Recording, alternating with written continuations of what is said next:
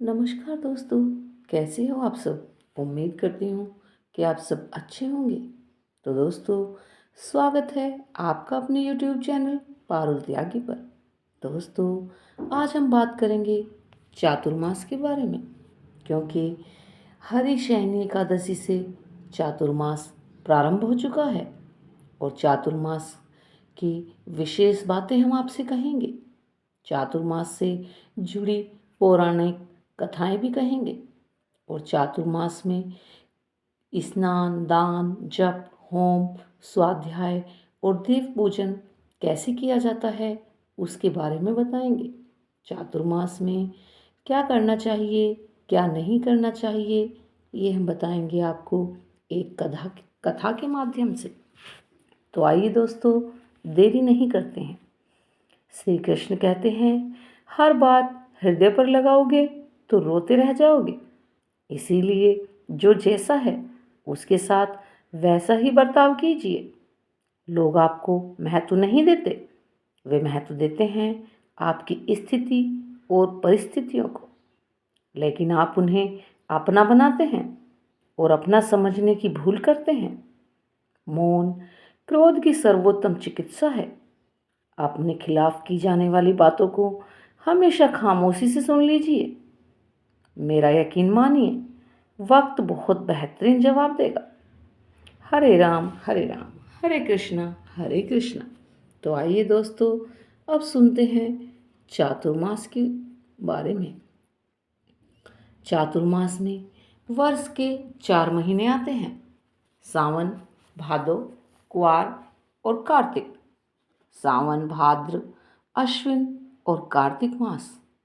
चातुर्मास से जुड़ी पौराणिक कथा आज हम आपको कहेंगे। तो बोलिए श्री कृष्ण भगवान की जय हो। शास्त्रों के अनुसार राजा बलि ने तीनों लोकों पर अधिकार कर लिया। घबराए इंद्रदेव व अन्य सभी देवताओं ने जब भगवान विष्णु से सहायता मांगी तो श्री हरि ने वामन अवतार लिया था और राजा बलि से दान मांगने पहुंच गए। वामन अवतार में भगवान ने दान में 3 पग भूमि मांगी। 2 पग में भगवान ने धरती और आकाश नाप लिया। अब तीसरा पग कहाँ रखा जाए? जब यह सवाल पूछा तो बलि ने कहा कि उनके सिर पर रख दीजिए। इस तरह बलि से तीनों लोगों को मुक्त करके श्री नारायण ने देवराज इंद्र का भय दूर किया। लेकिन राजा बलि की दानशीलता और भक्ति भाव देखकर विष्णु भगवान ने बलि से वर मांगने के लिए कहा। बलि ने भगवान विष्णु से हाथ जोड़कर कहा कि आप मेरे साथ पाताल चलिए और हमेशा वहीं निवास कीजिए। भगवान विष्णु ने अपने भक्त बलि की इच्छा पूरी की और पाताल लोक चले गए। इससे सभी देवी देवता और लक्ष्मी जी अत्यधिक चिंतित हो उठे। देवी लक्ष्मी ने भगवान विष्णु को पाताल लोक से मुक्त कराने के लिए एक युक्ति सोची। तब माता लक्ष्मी एक गरीब स्त्री बनकर राजा बलि के पास पहुंच गई। उन्होंने राजा बलि को अपना भाई मानते हुए राखी बांधी और बदले में भगवान विष्णु को पाताल लोक से मुक्त करने का वचन मांग लिया। अब भगवान विष्णु अपने भक्त को निराश कभी नहीं करना चाहते थे। इसीलिए राजा बलि को वरदान दिया कि वह आषाढ़ शुक्ल एकादशी से कार्तिक शुक्ल एकादशी तक पाताल लोक में निवास करेंगे। इसीलिए इन 4 महीनों में भगवान विष्णु योग निद्रा में रहते हैं। तो दोस्तों, ये एक पौराणिक कथा है और सत्य कथा है। अब हम सुनते हैं चातुर्मास के नियम और उसका मिलने वाला फल। एक दंडी तथा त्रिदंडी सभी के लिए ही चातुर्मास व्रत करणीय है। अर्थात एक दंडी ज्ञानीगण और त्रिदंडी भक्तगण दोनों ही चातुर्मास का व्रत पालन करते हैं। मनुष्य 1000 अश्वमेघ यज्ञ करके मनुष्य जिस फल को पाप प्राप्त करता है, वही चातुर्मास व्रत 17 जुलाई से 15 नवंबर के अनुष्ठान से प्राप्त कर लिया जाएगा। आषाढ़ मास के शुक्ल पक्ष में एकादशी के दिन उपवास करके मनुष्य भक्ति पूर्वक चातुर्मास व्रत प्रारंभ करे। इन 4 महीनों में ब्रह्मचर्य का पालन, त्याग, पत्तल पर भोजन, उपवास, मौन, जप, ध्यान, स्नान, दान, पुण्य आदि विशेष लाभ प्राप्त होते हैं। व्रतों में सबसे उत्तम व्रत है ब्रह्मचर्य का पालन। विशेषतः चातुर्मास में है व्रत संसार में अधिक गुणकारक है। जो चातुर्मास में अपने प्रिय भोगों का श्रद्धा एवं प्रयत्न पूर्वक त्याग करता है, उसकी त्यागी हुई वे वस्तुएं उसे अक्षय रूप में प्राप्त होती हैं। चातुर्मास में गुड़ का त्याग करने से मनुष्य को मधुरता की प्राप्ति होती है। तांबुल का त्याग करने से मनुष्य भोग सामग्री से संपन्न होता है तथा उसका कंठ सुरीला होता है। दही छोड़ने वाले मनुष्य को गोलोक मिलता है। नमक छोड़ने वाले के सभी पूर्व कर्म अच्छे हो जाते हैं। परोपकार एवं धर्म संबंधी कार्य सफल हो जाते हैं। जो लोग मौन व्रत धारण करते हैं उनकी आज्ञा का कोई उल्लंघन नहीं करता। चातुर्मास में काले एवं नीले रंग के वस्त्रों को अवश्य ही त्याग देना चाहिए। कुसुम्भ, लाल रंग व केसर का भी त्याग कर देना चाहिए।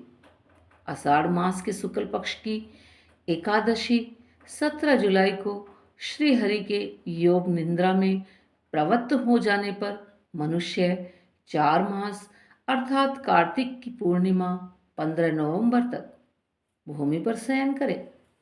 ऐसा करने वाला मनुष्य बहुत से धन से युक्त होता है और विमान भी प्राप्त करता है।